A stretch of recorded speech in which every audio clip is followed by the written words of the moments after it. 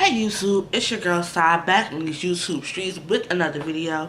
Thank you guys so much for joining me. If you are a new viewer, make sure you hit that subscribe button and click that notification bell so you can become a part of the Ether fam and you know each and every time I upload. If you are a returning subscriber, as always, you know who I do it for. So I appreciate you guys coming back and checking me out. In this video, we are going to be talking about my spiritual journey, okay? I don't know what that is, but we're gonna go with it. But yeah, so we're gonna be talking about my spiritual journey, and this is something that I have been back and forth about making a video about. I actually made a video about it on one of my other channels, which you will never see the light of day. It will never. But the reason I have been so back and forth about making this video is because my spirituality is something that is very sacred and personal to me, and not that I care about getting judged, because I'm way past that point where I feel any amount of anything about how other people feel about how I conduct my spiritual business. You know what I'm saying? Like, cause for real, ain't nobody else's business. But I don't know. It's to me, it's awkward to talk about, and I think it's hard for me to put in words. So, just a little bit of background, and before we go any further, I'm just gonna let y'all know I love y'all, but keep it cute in the comments. Like, if people comment about their spiritual beliefs, don't be trying to bash people, because you will get deleted and blocked. Okay? Keep that in mind. Respect other people's whatever. Just respect other people. So, just to give you guys a little bit of background about my spiritual journey, I grew up in church. I grew up in the Church of God of Christ, Kojic, for all my black folks. Y'all know what that is. My grandfather was a trustee in church. My grandmother was a missionary. When I say I was in church every time the doors opened, homie, I was in church every time the doors opened. I mean, weekly Bible study, Sunday school, like YPW, like I was in church so heavy, bro, so heavy. Excuse me. Back then, it was more of a I had to go to church type thing. And don't get me wrong, like back then I really enjoyed being in church. I love the church that we went to. I'm still in contact with a lot of those church members to this day. Like I loved it. Fast forward until I got older, it started to become more of a choice on whether I wanted to go to church or not. And when I was able to make that choice, that's when I really stopped going. It wasn't, you know, me trying to stray away from God or anything like that. It's just I had started to get comfortable in my walk with God and my relationship with God. I didn't feel like I needed to be in church to have a conversation with God or to pray or whatever. I didn't feel the need for it. So I stopped going to church like around 14, 15. And I'm not gonna lie, like, the longer that I was away from church, the longer that my relationship with God started to dwindle. And there was a lot of things that happened between the ages of 14 to 18, which we're not going to get into right now. Maybe in another video. But there's a lot of things that happened in between those ages, and even older than that. I'll say from about 14 to about 22, 23. To where I was like, God, bruh, if you exist and all that good stuff, like, I'm gonna need you to help me understand why all this crazy stuff is happening to me. Like, I literally did not, like, all of my conversations with God at that point were angry, because I'm like, okay, like, I feel like I'm a pretty good person. I feel like I'm not out here killing nobody. I'm not out here, you know, doing anything that's just horrible. And all this horrible stuff is just happening to me. So, like, I said, like, especially around the age, like, 21. I said 19 to 21.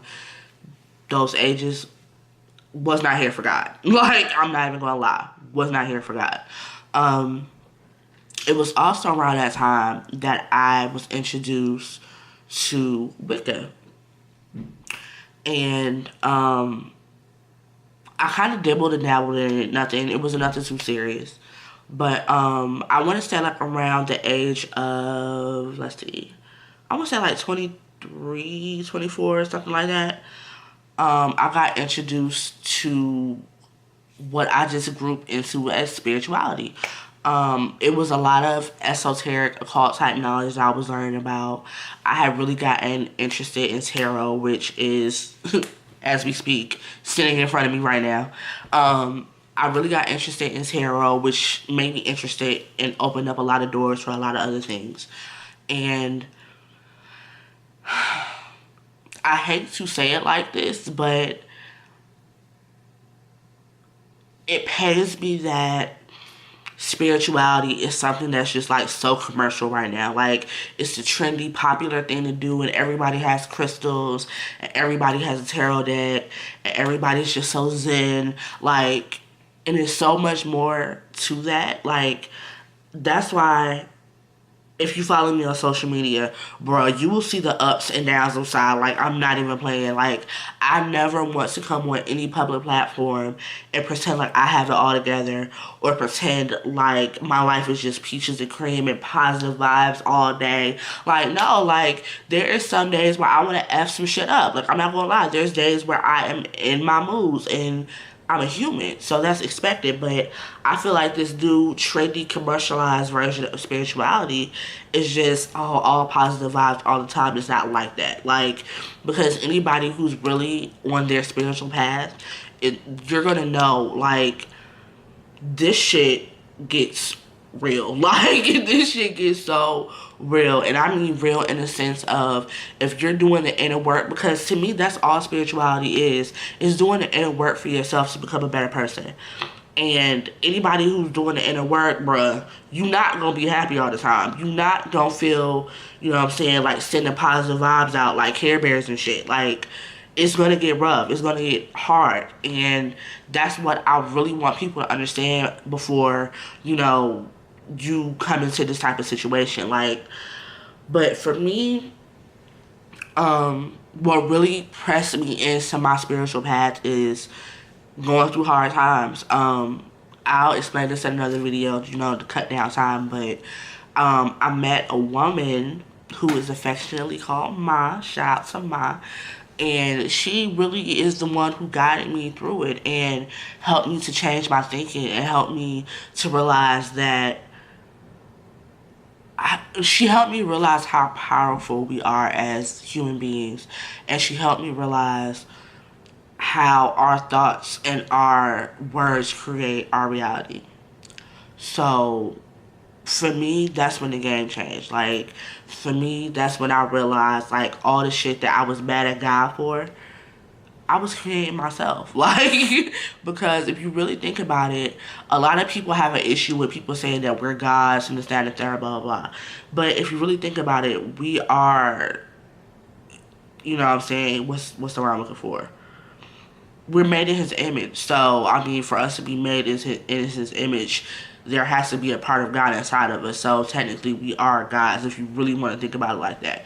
But one thing that she really drove home to me is you create your own reality. Like, with the thoughts that you think, with the words that you say. If you want to go back, take it back to church, like,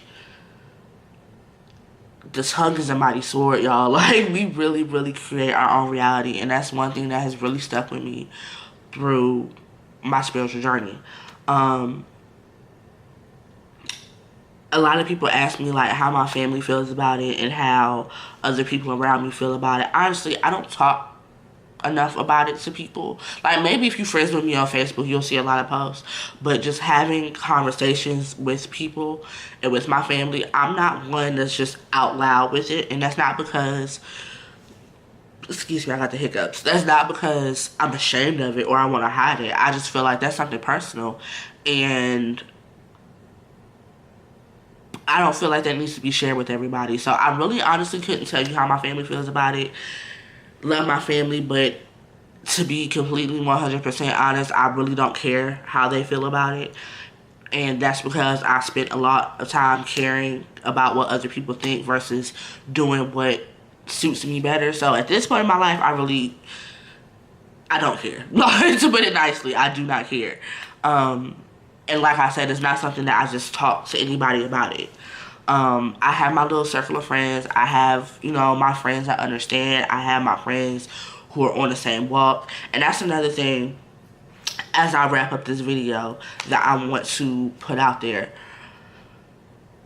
One of the biggest lessons that I learned about my spirituality and my journey is my journey is not going to look like nobody else's. And this goes for everybody. What my spiritual journey looks like for me may not be what works for you.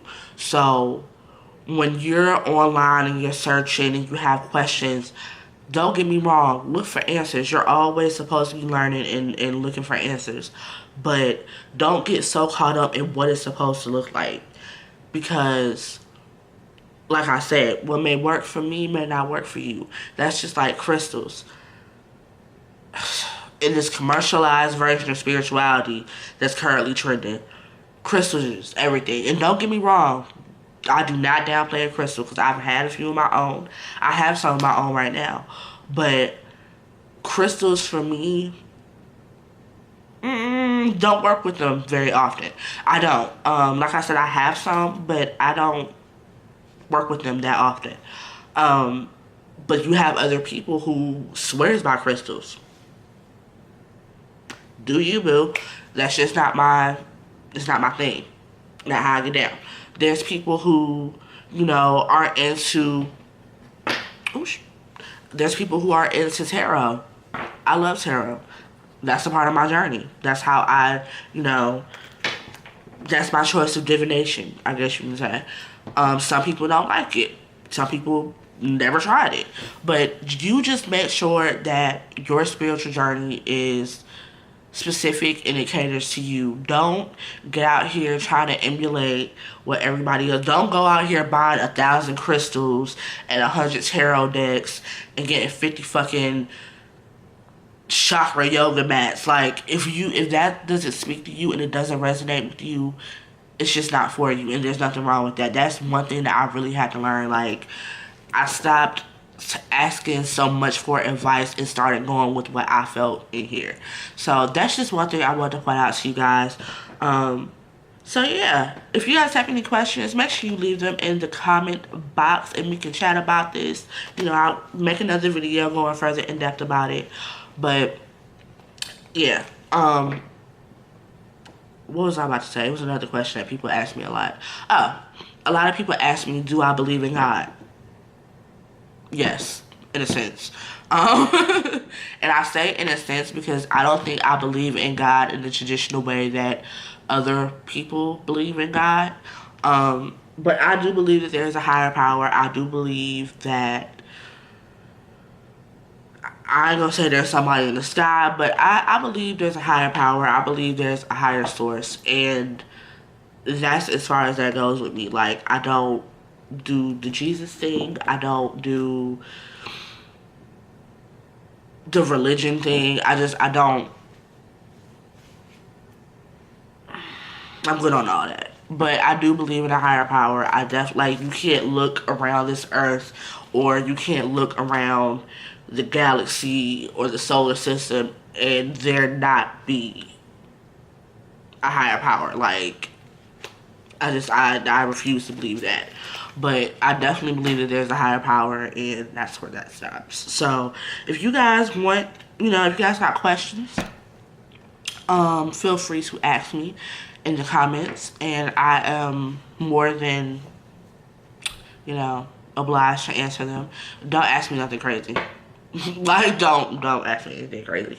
Like I said, be respectful to other people in the comments who are, you know, voicing their opinions or sharing their stories. Be respectful, because I will delete and block you if you come out the side of your neck to anybody. Okay? So until next time, I hope you guys have a good rest of your day, and we will chit chat more about this later. Bye.